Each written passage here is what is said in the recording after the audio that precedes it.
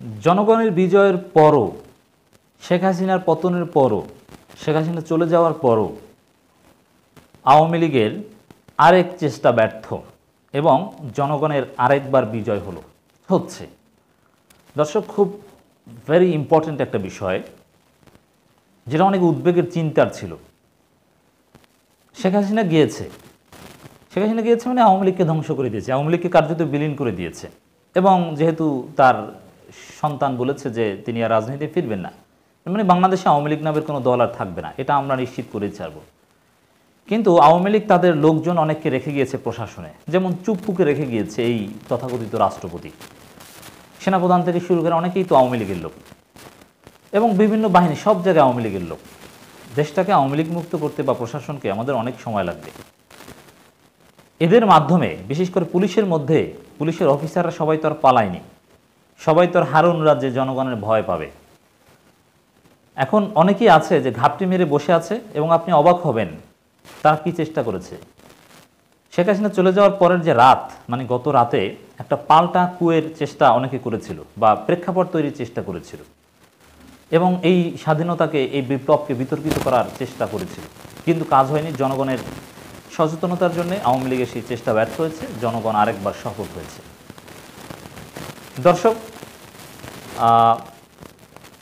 আপনি চিন্তা করেন, শেখ হাসিনা যেখানে পালিয়ে গেল, আওয়ামী লীগের এমপি মন্ত্রীরা প্রাণে বাঁচার জন্যে বিভিন্ন দূতাবাসে ঘুরে বেড়াচ্ছেন।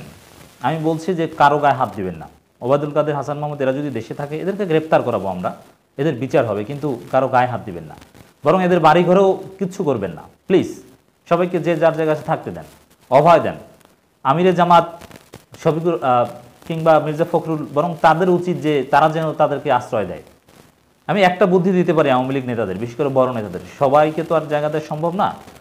এই যে হাসান মাহমুদ, আওয়ামী লীগের প্রত্যেক জেলা সভাপতি, জেলা সেক্রেটারি, মহানগর সভাপতি, মহানগর সেক্রেটারি এবং কেন্দ্রীয় সমস্ত নেতা, তাদের সবাইকে আমি অনুরোধ করছি, আপনারা জামাত ইসলামীর যারা জেলা নেতা তারা জেলা আমিরের সাথে যোগাযোগ করেন, যারা আওয়ামী লীগের কেন্দ্রীয় নেতা তারা আমিরের জামাতের সাথে যোগাযোগ করুন। আপনাদের জীবনের নিরাপত্তা জামাত ইসলামী দিবে। হাসান মাহমুদ বা অন্যান্য যারা, আপনারা কে কোথায় জানি না, যারা দেশে আছেন, যারা দেশ থেকে চলে যেতে চেয়েছিলেন, দেশে আর আসার চিন্তা করেন না।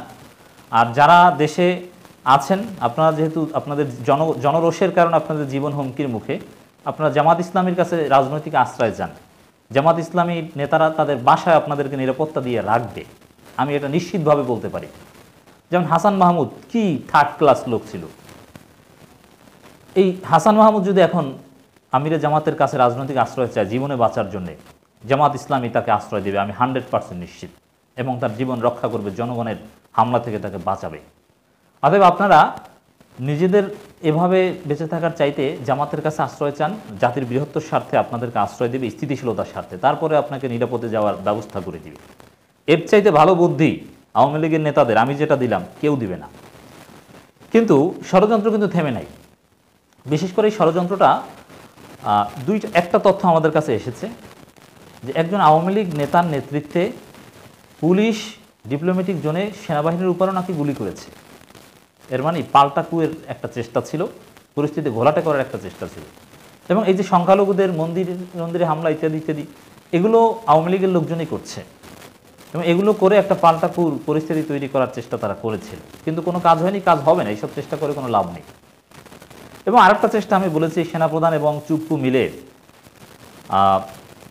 আওয়ামী লীগ একটা ইন্টারিম গভর্নমেন্ট আনা যায় কিনা সেই চেষ্টা কিন্তু করছিল, কিন্তু কোনো লাভ নেই। এটা শিক্ষার্থীরা সজাগ, সেনাবাহিনী কেন এরকম সব সেনাবাহিনী চাইলেও হবে না।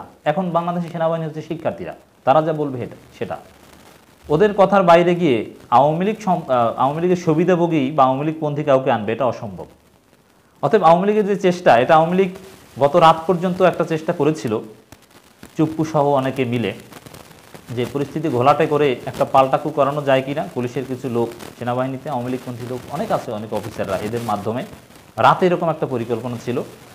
এবং একই সাথে একটা প্রো আওয়ামী লীগ বা আওয়ামী লীগের প্রতি কিছুটা সফট কর্নার আছে, এরকম একটা সরকার গঠন করা যায় কিনা, এমনকি সরকারের মধ্যে দুই একজন ঢুকিয়ে দেওয়া যায় কিনা, এ কারণেই দেরি হচ্ছে। কিন্তু এই ধরনের চিন্তাভাবনা থেকে আমরা এটাও জানতে পেরেছি, পিছু হটেছে যে না, লাভ নেই, ওটা কেউ মানবে না, বরং তাতে পরিস্থিতি আরও ঘোলাটে হবে।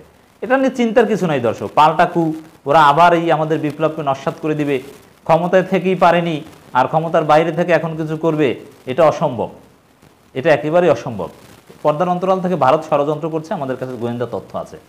ভারত যতই চেষ্টা করুক কোনো লাভ নেই, বরং ভারত যদি শেখ হাসিনাকে দীর্ঘমেয়াদে আশ্রয় দেয় এটা তাদের জন্য খুব ক্ষতির কারণ হবে।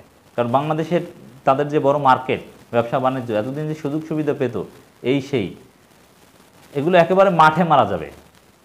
ভারতের রিজিওনাল সুপার পাওয়ারের যে একটা শখ, এগুলো একেবারেই সব ধূলিসাৎ হয়ে যাবে। অতএব ভারতের উচিত আওয়ামী লীগকে এখন চিনি না এই কথা বলা, যে আওয়ামী লীগকে, ভারতের উচিত আগের আচরণের জন্য তওবা করে বাংলাদেশের জনগণের সাথে সম্পর্ক করবে ন্যায্যতার ভিত্তিতে। আর বাংলাদেশের জনগণও ভারতের সাথে ন্যায্যতার ভিত্তিতে সম্পর্ক চায় প্রতিবেশী হিসাবে।